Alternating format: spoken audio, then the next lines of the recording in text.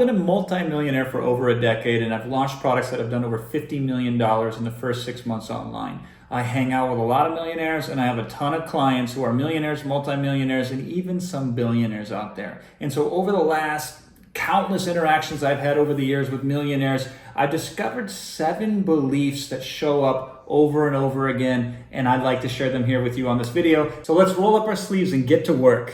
Belief number 1, there is a solution and I can uncover it. So millionaires have this irrational belief that they can always find a solution. Now, psychologists call this the growth mindset, which is kind of a cool, fuzzy, kumbaya sort of way. I call it the ruthless mindset, where it's either I will find a way, or if there isn't a way, I will make one. So your belief influences your reality more so than we can admit. Now, what do poor people have? They have a scarcity mindset. The poor people are like, oh my God, whatever I have, I must hold on to it, white knuckling it for dear life. And that mentality of desperation then shows up. And even in their field of vision, they only see things that conform with their desperation. So they get more of what they've always gotten. So if you believe that a solution exists, the likelihood that when it reveals itself, because it always does, that you'll recognize it. That is the game changer.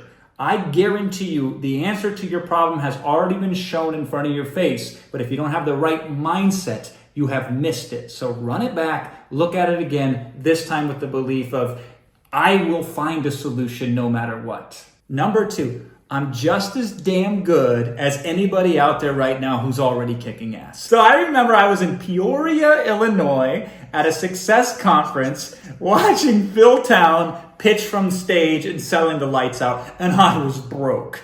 This was my birthday present from my mom. I convinced her to buy me tickets to go to a seminar in Peoria, Illinois, of all places. You don't want to go there, trust me.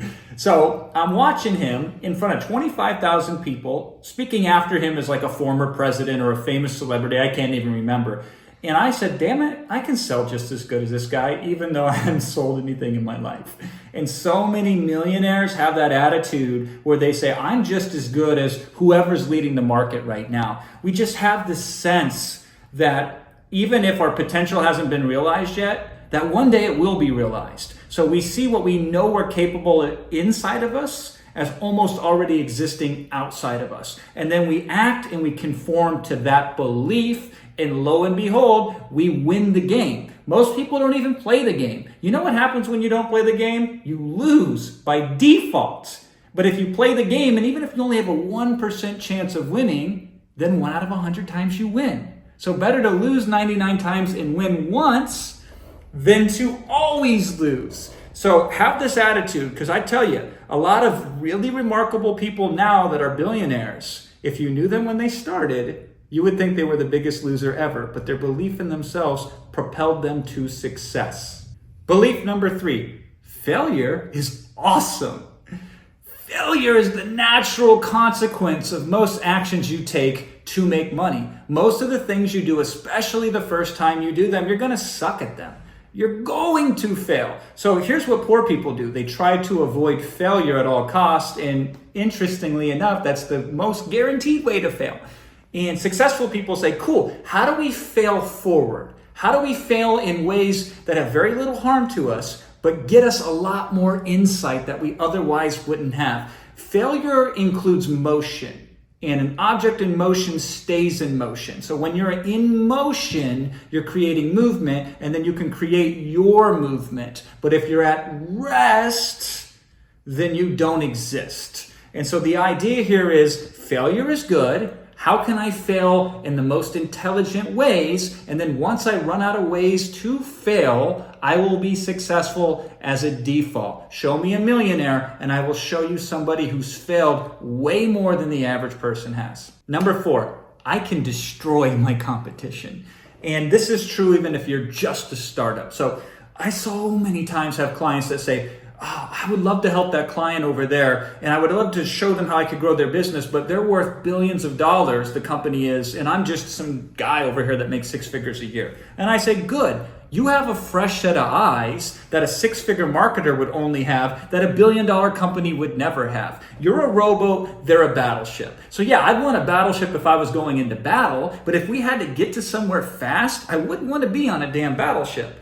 I would want to be on a rowboat. The reality is millionaires believe that no matter what my position is, I can find a winning advantage from it. So if I'm a beginner, good, I have a fresh set of eyes. If I'm experienced, good, I can leverage experience. If I'm well known, fantastic, I can get by on my notoriety alone. But if I'm unknown, fantastic, I'm hungrier to prove myself than somebody who's fat and well known. So whatever the position is, we can use the strength of that position and we can beat established competitors in the marketplace. Number 5. Millionaires act confidently on little to no information. So poor people, if you want to model them and stay poor, here's what you do, because this is what the poor people do.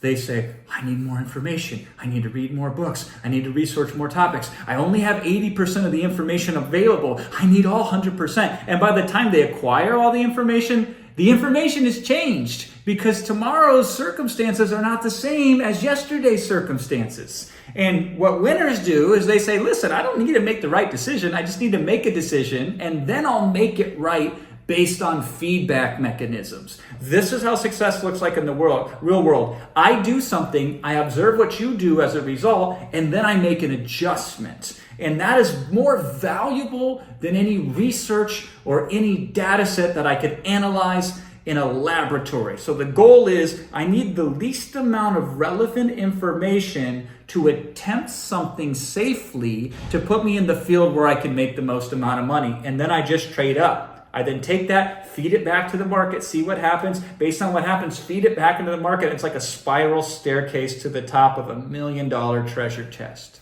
Number 6, millionaires believe they know better than their customers. So very unsuccessful businesses or marginally successful business, they'll be like, my customer will get offended if I do this. And they'll say, well, my customers told me they want that, so I have to give them that. And the most successful brands that I work with, they're like, if my customers knew better, then they would be the leader and I would be following them. So be a leader. Leaders lead. So you lead your market. Your customers don't really know truly what they want. If they understood their problems better, they could solve them on their own. Because they don't understand them, they need you to solve them. So you can't listen to them most of the time. Just like kids don't tell you how to run the household, you run the household. Now here's where it gets really interesting. Innovation. The one key to a breakthrough is to have innovation, where you do something differently than anybody else does. And this is how complete nobodies can go to millionaires almost just like that. And you have to innovate in models where customers couldn't even comprehend or even begin to know where to start to give you the feedback. So poor people, they listen to their customers. Rich people, they make the customers listen to them. Number 7. Millionaires believe they're destined for success. And often they believe that very early on in their life. So the first time that somebody sat down and told me I was going to be rich when I was about 4 years old. And I don't know if I was fortunate or if I had some sort of attitude that people just recognized, but it became very common for me early on to have people tell me that I was going to be rich. I was very fortunate in that regard. So getting rich was the logical conclusion to what my reality was. Now, other people, most people, they were told they were going to be poor their whole life. And some people, here's how they react to that. They say, I'm going to show you, and then they get rich out of spite. Fantastic, because the belief is still the same. I'm going to get rich. Now, regardless, maybe you weren't told one or the other. You can tell yourself, you can have this confidence that I am destined to get rich. If you actually step back and do the math, there are way more millionaires that exist out there than you would think. Just because you don't see them doesn't mean they don't exist. At this point in time, there are now more millionaires who've ever existed. And yeah, I know there's inflation, but there's more prosperity available to people who are willing to get it than ever before. We live at a time in our life where you can reach 1 million people faster, quicker, and more economically than is ever possible. And yes, you may be delusional, and people may accuse you of being delusional. Who are you to think that you're a millionaire when you've never even made a thousandaire status in your life? But here's the thing about delusion. Make it well-tempered. The difference between delusion and reality is a very thin line. So be delusional, but in a way that moves you forward and doesn't make you act stupidly. So if you can say, I'm going to be successful, then you are going to act in a way which attracts success. And then because you believe that you deserve it, you will show up ready for it. And then it will become a self-fulfilling prophecy. Or you can do the other self-fulfilling prophecy, which is, I believe I'll stay poor, and then don't be surprised when you stay poor. So if you have to choose between the two self-fulfilling prophecy, which one will you choose? Now, I know some of this sounds harsh. I get it. I love you regardless. Money is just one small factor of what makes a wonderful, amazing life, but it's kind of like oxygen. If you don't have it, nothing else matters. Hopefully this inspires you to get more of what's yours. It's out there. Go grab it. Tell me which belief resonated with you the most. I'll see you on the next video.